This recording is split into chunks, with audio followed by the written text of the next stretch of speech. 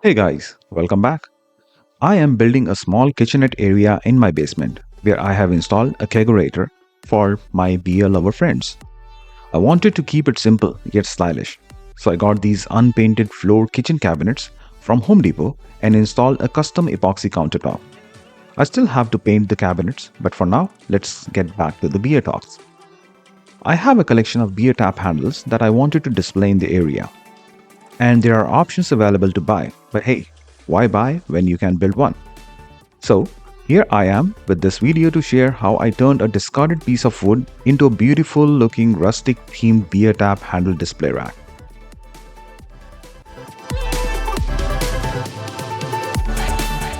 Here is the piece of wood, 30 inches in length. This was lying in a corner of my workshop. I'm just trying to make some random cuts and scratches using various tools. I started with my multi-tool and went over the edges, some deep cuts and some shallow. Then I used a hole cutting jig to make some circular marks. The effects using this tool mimic saw blade impressions. I also used rasp file tool to add some more impressions to this artwork of mine. All of these markings are going to give beautiful embeddings after the staining process. So it's just like I'm trying to make this wood look rustic and old by beating it up hard and giving it sort of aged look. You know what I mean.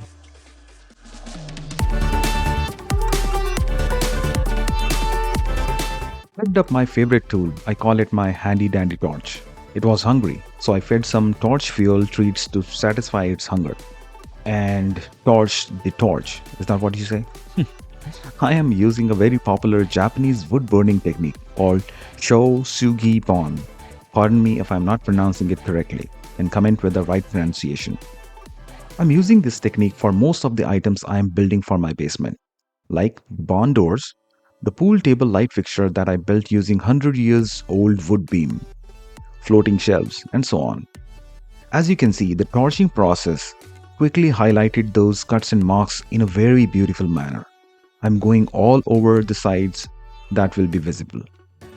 The finish of this technique is a perfect fit for the rustic theme I am going for. This is how it turned out so far. All the sharp cuts actually got burned to a little smoother finish. To further smoothen it out, I'm using a 220 grit sandpaper and gently sanding the entire piece. This process does create some dust and dry mess. I would recommend doing this in a well-ventilated area and wearing a face mask.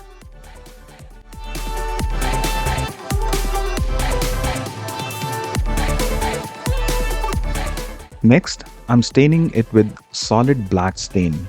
You can find all the products I'm using here in the description of the video. I know, you must be thinking that I ruined the entire finish and all the beautiful marks are gone now. But hey, wait for the next step here.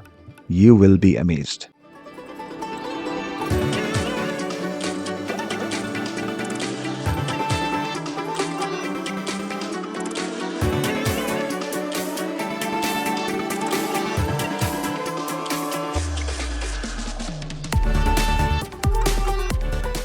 After applying the stain, I re-sanded it to pull the surface stain off and leave the remaining stain stuck inside those tiny little cuts and scratches.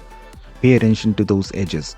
The edges have to stand out after this is all finished. Now, cleaning up the dust that I just created. Here is the twist. I could have left it as is, but since I am working on a warm rustic theme, I am applying another stain. This is dark walnut water-based wood stain. As you can see, this turned to a warmer tone. I also applied the stain to the bottom to give it a finished product look. No part of wood is left exposed here. I'm just going over all the sides and edges to make sure no spot is left behind.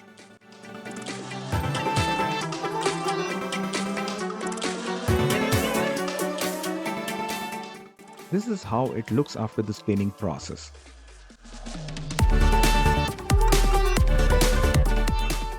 Since this is a quick project, I didn't want to wait for it to dry naturally. So here, I pulled out my heat gun and force dried it. I got these beer tap attaching screws on Amazon These are basically 3/8 of an inch 16 threads hanger bolts.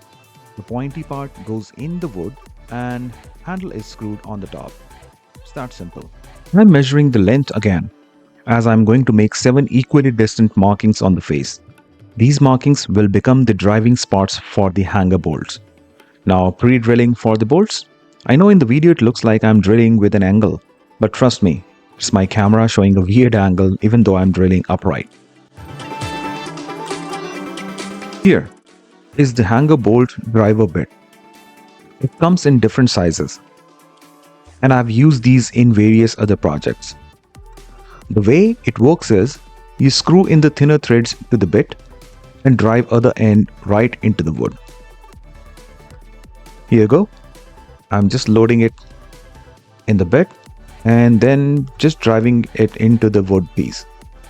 After the lower part is all inside, simply reverse the direction of your screwdriver as if you're unscrewing it.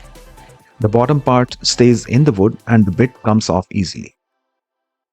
I have done this earlier using 2 nuts and washer method, but due to the time constraints on this project, I chose the quicker way by using this bolt hanger driver bit. Here it is, after all the hanger bolts attached to the base. I then applied 2 coats of spray clear polyurethane to give it a sheen and took it over to my kegerator. I got these silicone sticky button pads that I'm going to stick to the bottom of the display rack.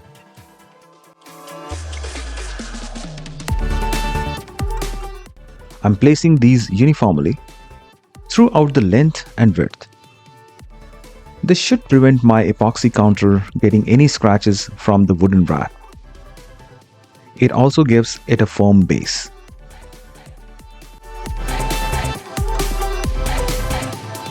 Alright, the moment of truth. I started installing my collection of beer tap handles one by one. Arranging, rearranging, arranging, and then rearranging.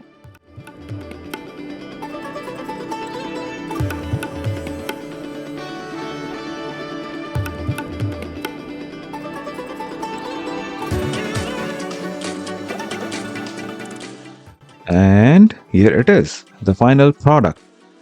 I hope you liked this video. Please like, subscribe, and hit that bell icon to get future notifications from my channel in pixels. See you later. Enjoy.